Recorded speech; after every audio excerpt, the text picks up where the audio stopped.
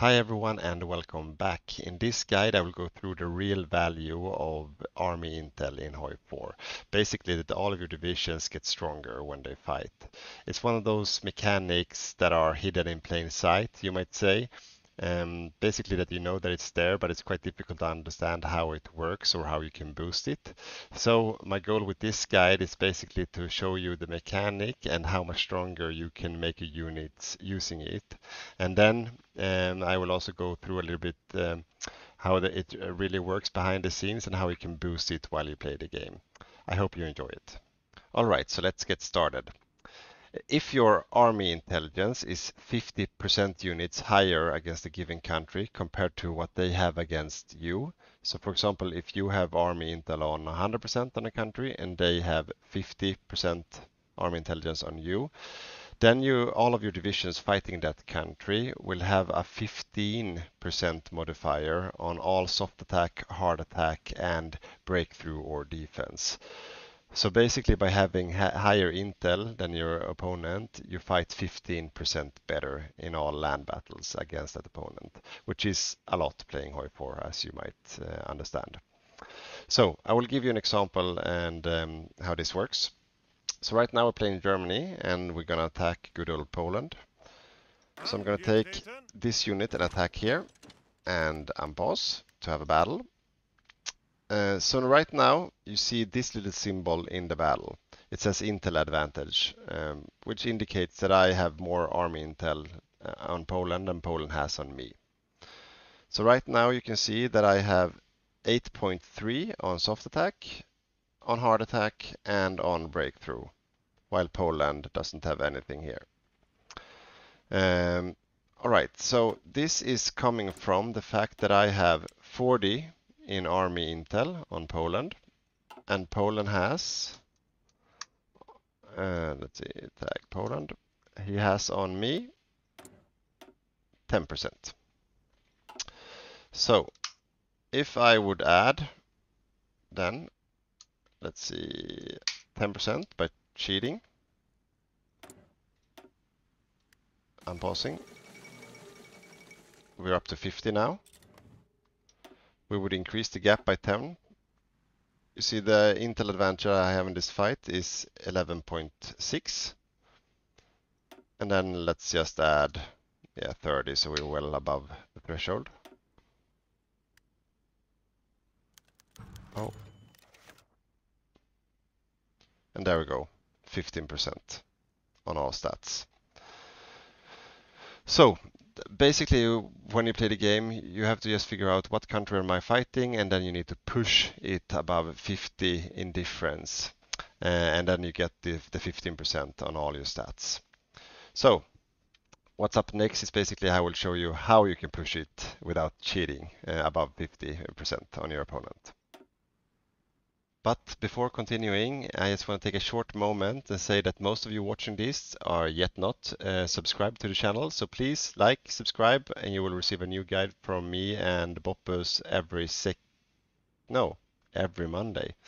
And for all of you who already watched everything that we released on our YouTube channel, if you want more, you can also become a Patreon and you'll receive an extra guide every second week and a full archive where we already made 11 guides that you will receive right away, and a lot of extra stuff for our patrons as well. All right, let's continue. All right, so we know that we want more than 50% arm intelligence over our opponent to get that sweet 15% buff to all our divisions fighting that country. So let's take a live example. And let's say then again we're playing Germany and we want to invade France. So let's see what we can do to get that boost up by playing the game, basically. So before invading France, we can watch how much we have on France. We have 20% army intel, and they have on us before doing anything 25. So we start by a deficit of 5% against France. So let's see what we can do about that. So I will start by doing some, take a cheat so everything with the intelligence is instant, so it goes much quicker. It will be a boring guide if not. So let's start by creating an agency. and then recruit an operative and put that operative on building spy network on France.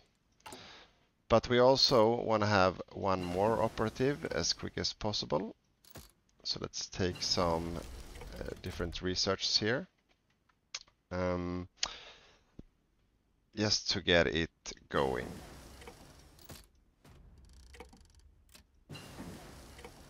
There we go. Now we have 2 operatives that can build spy network on France. So let's see what that does. 100%. And now we're up to 29 on France. Then we take the army department. That will boost it by 25%, a factor of 25%. So we're up on 43.